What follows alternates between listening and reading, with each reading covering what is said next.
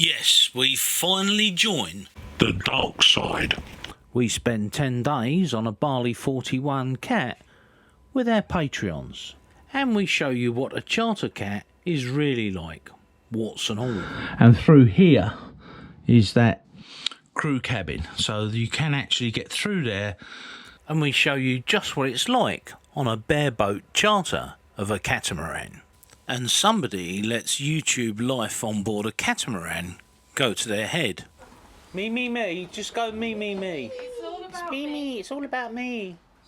Relaxing on the back of my boat.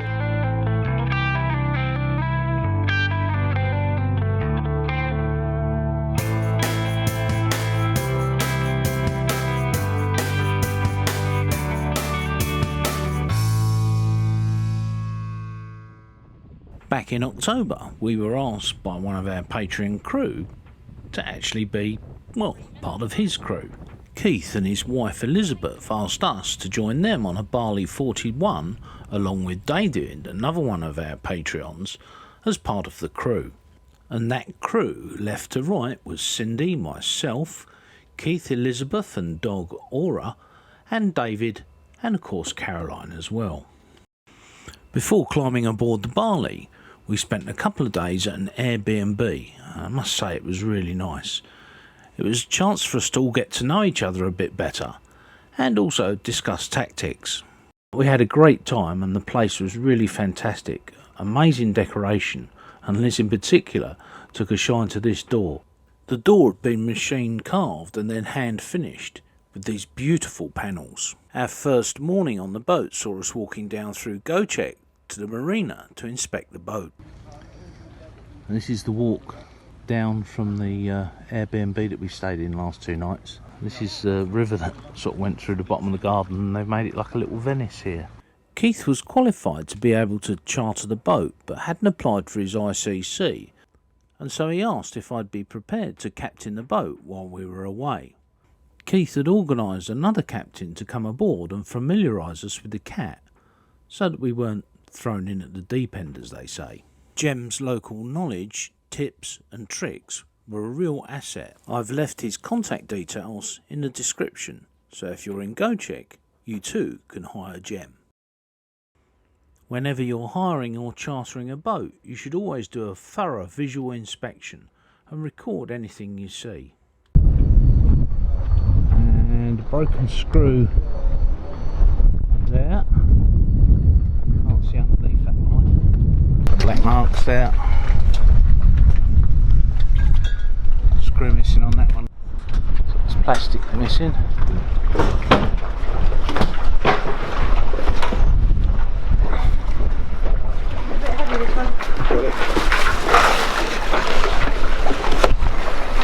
Starboard quarter.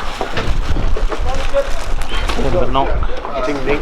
Yeah, there's another one just down here where this fender's bobbing around. There.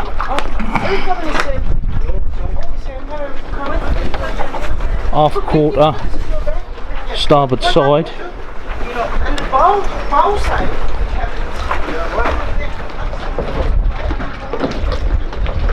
Obviously we can't get right up this side, but same little bit of damage on this corner. So I won't bore you with a whole load more, but suffice to say we did a video of all the damage. The Bali 4.1 is 12.3 by 6.72 metres and weighs in at a massive 9.5 tonnes unladen and some 15 tonnes fully laden. And it must be said that this certainly isn't a performance boat. The general layout across the main deck of the series of boats that this 4.1 makes up doesn't change, although the varieties of layouts you can have below decks, from owner's version through to a full charter version, certainly do make up a large range. So let's do a tour of the charter version we were on. We are at anchor just outside Setter Marina in Cash. I thought I'd give you a quick tour of this Bali that we're on. Mirielle from Gocheck. This is has one of these frame type davits. The dinghy sits underneath here, gets lifted up, the engine sits up there. I'm not that impressed with it. It's an extremely difficult way to lift the dinghy and get in and out of the dinghy. I wouldn't have one, to be honest. Or sorry, let me rephrase that. I would have one, but I would rig it completely different. Go into that another time. So there's a swim platform on the port pontoon, a nice big lounging seat at the back there that seats 4 or 5 people. Cindy's inside making a bit of dinner. The others are ashore walking the dog and having a nose around. I've actually got some camera equipment out on the table here, just putting together some bits and pieces for one of our Patreon videos. Let's take you up the starboard side. So emergency tiller is here. The emergency fire extinguisher hole, the knock-through hole, is there. So that's where you put the fire extinguisher hose in the event of a fire. I did ask if there was an emergency fuel shut off for the engines, which are underneath these access hatches here. They said there wasn't. So if there was a fire on the engine, which is extremely unlikely on a diesel engine, you normally have to pour petrol on them to get them to light. That's a joke, by the way. There's no way of shutting off the fuel for that fire, which I'm a little concerned about. This is your shore power. That locks up. There are 2 pelican clips on wires which go across the back and close off the rear platform, and then walk up the starboard side. Securing points, one down there. There is another one at the helm position up here, so you could put a safety line between those 2 and get to the helm in bad weather, remaining clipped on. So up the side decks, this is where the outboard is stored. Sweatback spreaders, you'll note. Helm position here has Raymarine equipment. I'm sorry about the noise in the background, there's a crane working. So good instrumentation. Throttle controls are here. The only thing is with the throttle controls on this, and those of you that have used a cat, I'm sure will agree, it's nice to get to the other side of the throttle controls for when you're going in reverse. You can't do that on this helm station. So just quickly stand up here. There's a little canopy on the top. Now I'm 5'10", nearly 5'11", just about. My head is touching the inside of this canvas, so that could be made another 3 or 4 inches higher. That would help, as long as it doesn't touch the boom. There's 2 100-watt flexi panels stuck to this roof here. They're okay, they keep the fridge going, or the batteries in a neutral position when there's good sunlight. A lounging area, another lounging area there. Self-tacking jib, it's about 95% tacking jib, and access to the lounge area, and of course the helm here from the port side. Extra radio up here, and a little access panel downstairs that you can shout at people through. So an electric winch here, the main halyard, main sheets, and the genoa sheets come back here, as well as the genoa halyard. All work from that electric winch, and that electric winch also pulls this black line to lift up the dinghy at the back. These are the two reefs for the mainsail. They're quite difficult to operate, as the reefing lines actually sit inside the bag, not inside the boom, and they tend to get a little tangled.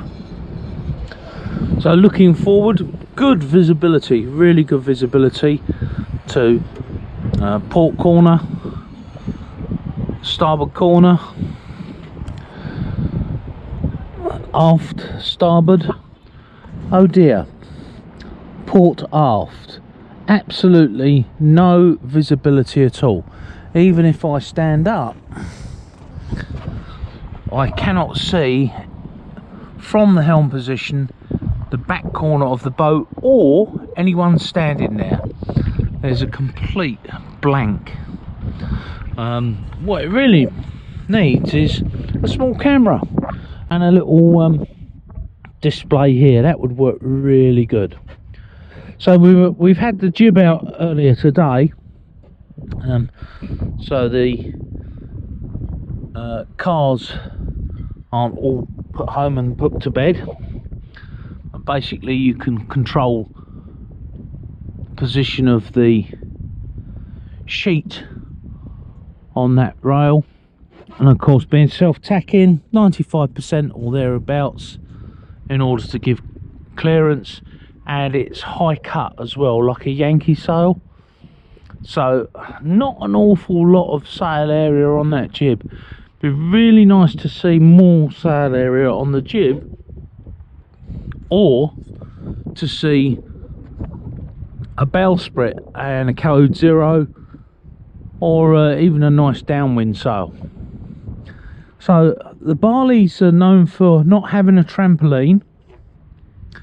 This is the front of the boat, lots and lots of lounging area, which is great. We've really enjoyed this lounging area, even in moderate seas bashing into it. This area stays dry. It's really good. The downside of it is that for some unknown reason, access to the anchor and how to deploy the anchor is down to this little flap here, and then underneath this seat, if I just lift these up, the anchor windlass is there. We're storing the fenders in there at the moment and the rubbish. The chain sits in a self-draining locker, but that is what you see of the anchor anchor chain. And then of course when you put your snubber on, it has to go on there. There's loads and loads of access area, access to that, which is great, but it could be so much better with just a little bit of thought, a little bit of design. I'm not going to put that right back down because we're going to be out here in a little while for sundowners. Some really bad details like that should be up higher, because it just doesn't work in that position. Now, access and vision for the anchor, rather than having just that little girly hole, whatever you want to call it, you could have a clear perspex hatch there, or a hatch there, which would enable you to get at the chain if your chain becomes entangled with another boat's chain, or in a rope, or gear. At the moment, the only way to get at that chain from the chain windlass down here to the front of the boat is by dinghy. There is no way to get at that chain at all. When you pull the snubber back up on the chain, it comes back up into the windlass locker, chain locker, and you can then actually get at it. Look how I've left that seat, it's terrible. Other thing is that the water doesn't drain very well from here. These seats, let me show you, have a perforated back. When it pours with rain, the water goes down between the seats to drain off into the drainage holes, of which that is the only one here. There's one in the corner there and one in the corner there. But before it can get away to the drain holes, it's soaked up by the foam of the seat. And then what happens is that these seat cushions end up weighing about £200 each because they're full of water. Now, somebody needs to look at the way that this is designed, because if it rains or you take any water over the front, or even just, you know, a dewy night at the end of the season, beginning of the season, these things, you know, it's like trying to lift a concrete block. Again, it really is a lovely area, but somebody needs to think about the design. Now, one of the things that the boat also has is they call these crew cabins. That's your crew cabin. It's about 5'5" long. It's not insulated. There's the only ventilation is this hatch here. There's one either side. No toilet. It's a sail locker. It's not a crew cabin. I wouldn't ask crews to go in there. I wouldn't ask anybody to go in there, because I wouldn't be prepared to go in it myself. So that space, great as it is, excuse me, would be better utilised by making the forward suites bigger. We'll show you those in a minute. So this great big window at the front on a slider that can be lifted up in various positions, that's really quite good. Diesel filler here, the water filler is there, the black water pump out is on the other side. If we walk down here now, you can see that there is, between here at the seat and down there, there's about 7 foot or so of blind spot height wise by about 4 foot or so in width. So this boat is running on Yanmar 45s. Great engines, I love Yanmars. If you treat them right, they're pretty much indestructible. They do like nice clean oil. Let's show you in here very quickly. So there's the Yanmar, and also electricity from the port engine. So just to clarify, when I say electricity from the port engine, what I mean to say is that the domestic battery bank is actually charged from the port engine. The starboard engine and port engine charge their own engine batteries. So again, quickly, inside, storage under all of these benches. Under this one, water maker is under the starboard engine. We are going to have steak and chips, so Cindy's been preparing that. Camera gear store, more camera gear. Cafetiere, washing up not finished. Downstairs nav station, no control over the helm from down here, but the water maker and the inverter controls are here. Nice big fridge and freezer here, and then we go downstairs to the starboard side rooms. Now, I'm a big lad, but I can't get my shoulders through that door. It's incredibly narrow and lightweight, and we mentioned this, that the gaps around the door just let light and sound through. There's a wardrobe here. I can get it open. with a few bits and pieces hanging locker. Never seems to fit properly. And of course another one there. And then our other bits and pieces in a little tray here. Bed yet to be made. Haha. And through here is that crew cabin. So you can actually get through there to that crew cabin. You can open that door as well, have the big hatch open. No fly nets, mosquito nets on these opening windows. I'm not a fan of these, especially on the hull side. Having opening windows, I think, is... Well, you put your comments in. I don't like it. It's so dangerous. Well, I have to go round and make sure, or get, number one, to make sure that all of those are closed, and there's 2, 4, 6, 8, and then 2 at the back, 10 of those. The only light and air in here is through this little 1 foot square hatch. Emergency exit would be out through there. Toilet and shower, very tiny. Again, I can't get in there forwards. I have to turn sideways to get through. And the sink actually drains into a hopper under the floor, and then you pump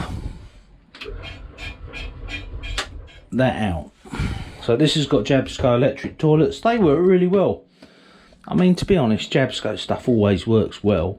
The only thing is it's so damn expensive to buy, especially in Europe, or in fact outside of Europe now. Buying it in the States or buying it in the UK, it's reasonable prices. Anywhere else, you're paying 50% more. Let's very quickly show you the aft cabin.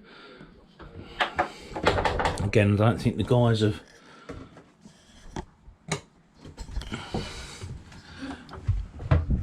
Since we got up this morning. Fairly spacious aft cabin. Little bit of ventilation here, but no skylight. There is a window which is under the steps on the main deck, and again a toilet here, heads, electric. Only one black water tank per hull, and it's 80 litres. The port hull is exactly the same, identical, obviously just reversed. So there we are, quick tour.